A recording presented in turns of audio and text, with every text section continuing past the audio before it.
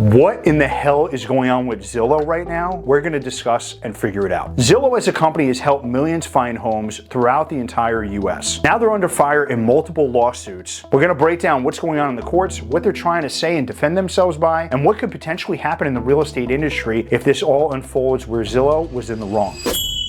Right now, Zillow isn't just facing one lawsuit, it's facing multiple legal challenges. One major lawsuit from Compass is accusing Zillow of incorporating something called a Zillow ban, which prevents listings going on Zillow if the company doesn't comply with Zillow's requirements. Another accusation is saying that Zillow misled buyers and sellers and inflated values because they were pushing clients to specific agents and lenders that bought into their platform. And lastly, there's an antitrust suit from the Federal Trade Commission and multiple state attorney generals because Zillow supposedly was suppressing competition in a variety of markets. And if you're watching this and you feel like it's a full-blown legal war, and most people don't even know what's happening with Zillow, because when you usually search a property address, the property address first comes up on Zillow. And that's why Zillow has been able to become so big in the real estate industry and control so much.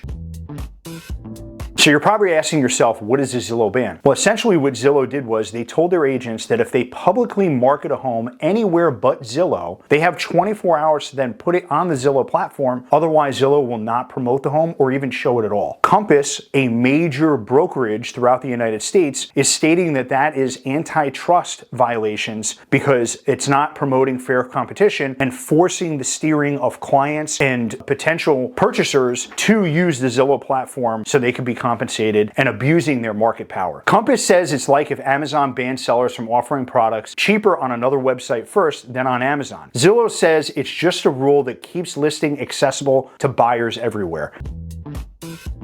Then there's the class action lawsuit accusing Zillow of deceptive agent and loan practices. Here's a quick breakdown. Zillow's website contacts home buyers, clicking contact agent, and they assign those people to a Zillow assigned agent. These Zillow agents that are called flex or premier agents pay up to 40% of their commission, and this is specifically the flex agents. Plaintiffs in this class action say that allegedly it inflates overall home costs and misleads consumers who think they're getting traditional agent services, but they're not. What's critical here is transparency, just like any other form of business or industry. If you think you're being connected to an independent agent who will negotiate your best deal in your best interests, but you're funneled into one with built-in corporate incentives, that completely changes the game. You're not working with someone whose fiduciary duty is to make sure that they keep money in your pocket. They're trying to get the deal done and make as much money on you instead.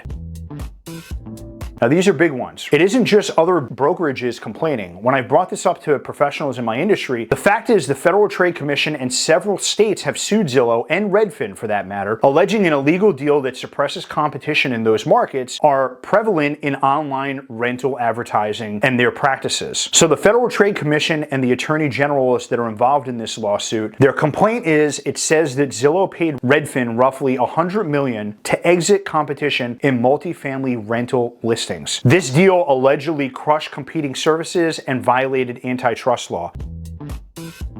Number one, agents can lose control of leads, right? Because if leads are being funneled through a variety of platforms, you don't really have control of your own leads. Number two is your commission. You may have pressure receiving a certain amount of commission. Zillow's fees and routing reduce agent flexibility. The third thing is lender steering. They're kind of stumping your growth as a client. If they're being forced on you, you don't have that competition of being able to shop around and get a professional that is right for you. And that goes into the last bullet point, reduce competition. So if they don't earn your business and close the deal, they're losing money. When you have a big portal like Zillow, taking every part of a transaction into its own ecosystem, from leads to agents to lenders, what happens is it centralizes power, right? It becomes like almost a monopoly. And that's what many experts in the lawsuits are challenging. They're trying to figure out if Zillow is overstepping boundaries and how they could limit it.